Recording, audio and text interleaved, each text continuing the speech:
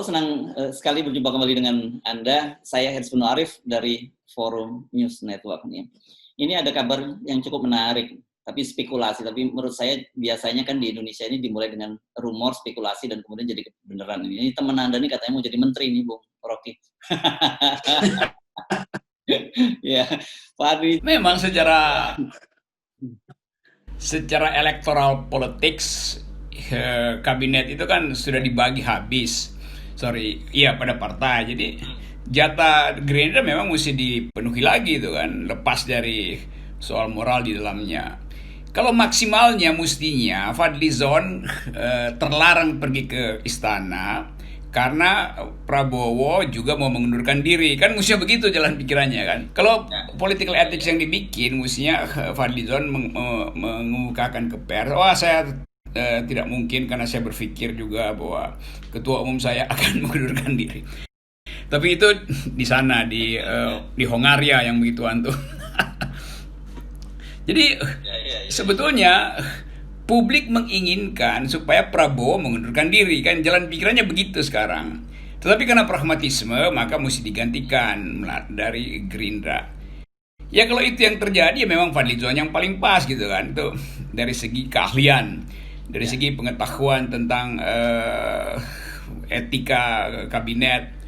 Tetapi saya menganggap bahwa permainan semacam ini seharusnya diputuskan secepat-cepatnya oleh Prabowo. Jadi jangan juga nanti Fadlizon dipermainkan oleh pers, lalu tiba-tiba makin pusing Gerindra tuh.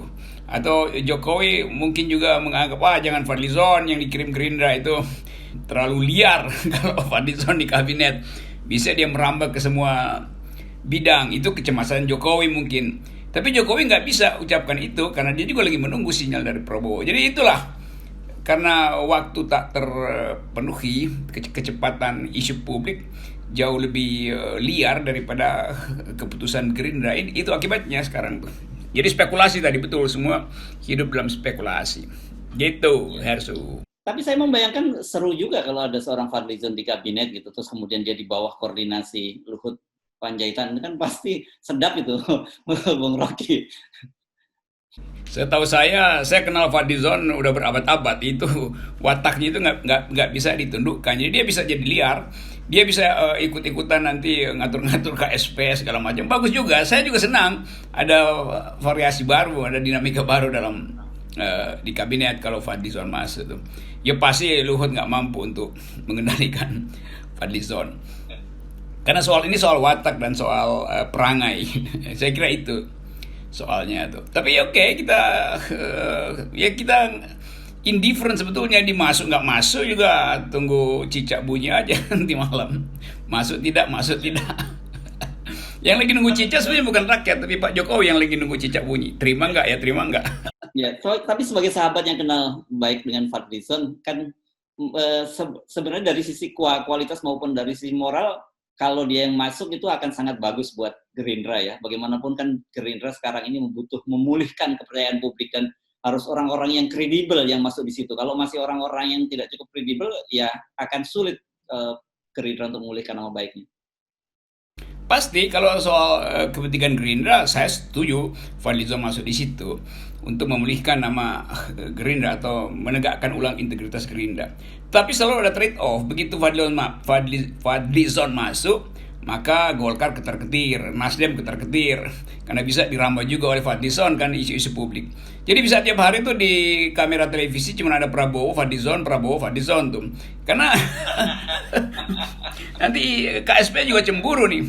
Karena kamera pasti akan ke situ, bertanya tentang reshuffle Fadlizon, bertanya tentang isu di KSP Fadlizon, bertanya tentang pariwisata Fadlizon. Dia bisa jawab semua, apalagi pendidikan juga dia ngerti tuh. Jadi ini soal mencemburui kamera publik sebetulnya.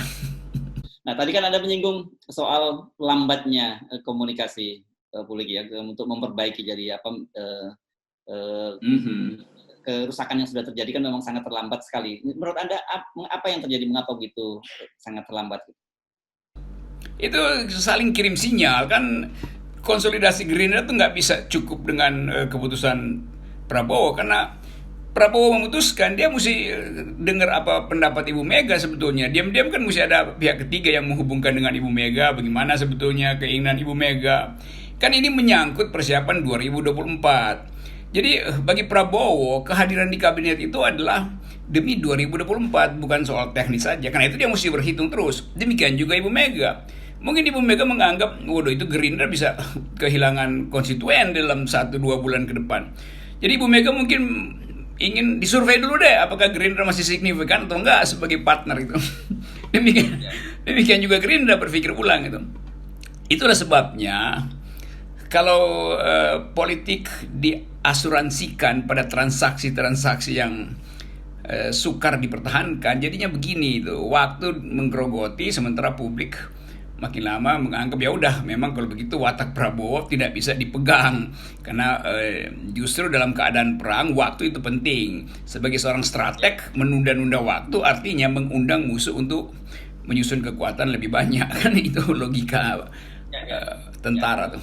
Sebenarnya kan gini, kalau kita lihat kasus Prabowo bisa belajar lah dari sekutu lamanya PKS.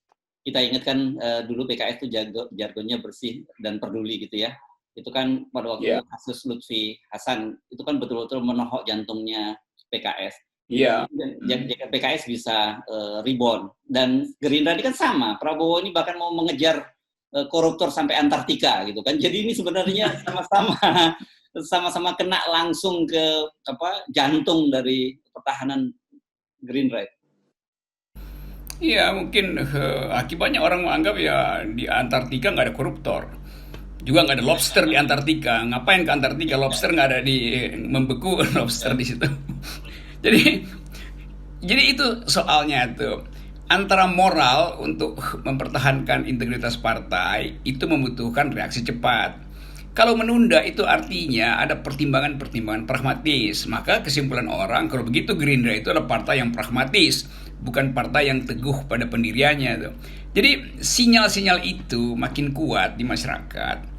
Dan justru dengan penundaan itu, survei Gerindra itu kalau disurvei hari ini itu makin turun sebetulnya kan. Jadi mengangkat benang basah itu harus secepat-cepatnya. Kalau makin lama ya tenggelam, pemegang benangnya juga tenggelam gitu. Ya, mungkin karena kedekatan ya, Bung Rocky, karena bagaimanapun juga kedekatan Edi dan Prabowo itu kan luar biasa gitu. Jadi agak sulit memang buat Pak Prabowo untuk segera memutuskan. Tapi justru kalau kita belajar dari pengalaman atau kalau kita melengok pada sejarah agama lah gitu ya. Kalau Nabi Muhammad kan pernah bilang sekalipun Fatimah Az-Zahra yang mencuri maka akan potong tangannya gitu. Nah ini kalau itu dilakukan Pak Prabowo kan sebenarnya dahsyat sekali.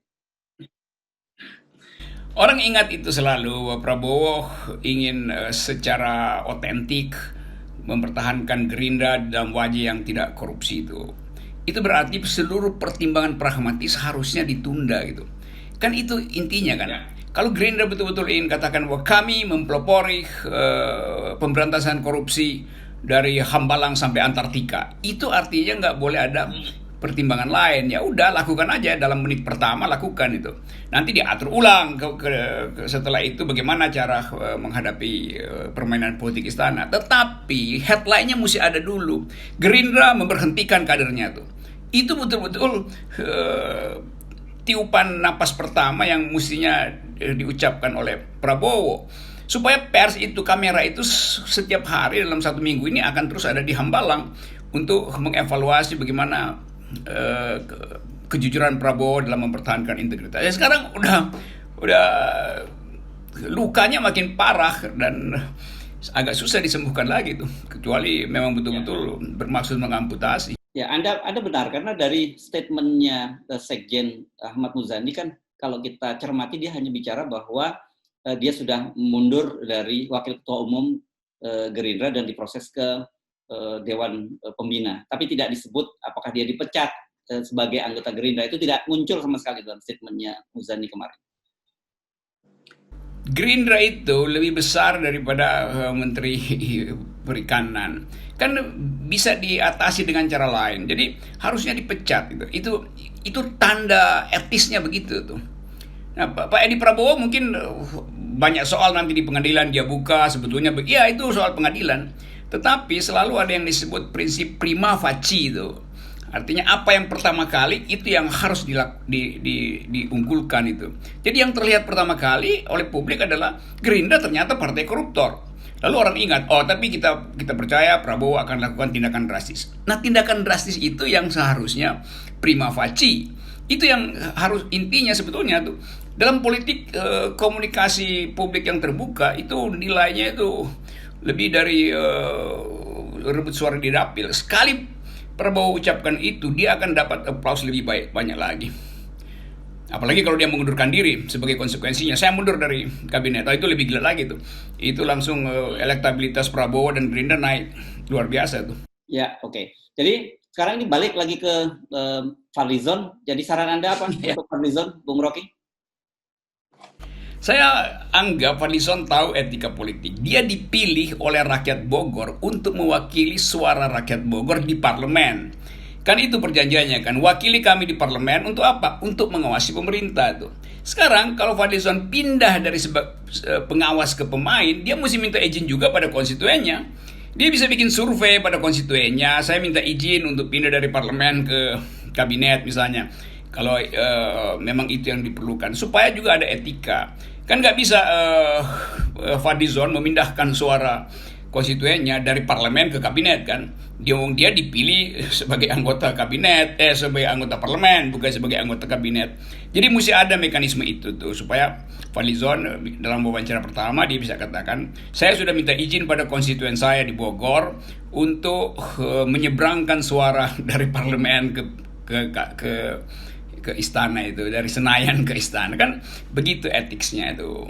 Oke, saya kira tadi pas sekali pernyataan Anda, karena laut jadi mesti menyeberang gitu ya. Terima kasih. Tapi banyak lobster, hati-hati nyeberang laut. Nah, kalau ketemu benur jadi bayi-bayi lobster mesti diselamatkan. Ya, disambut sama bayi benur dia. Mantap Fadlizon. Oke.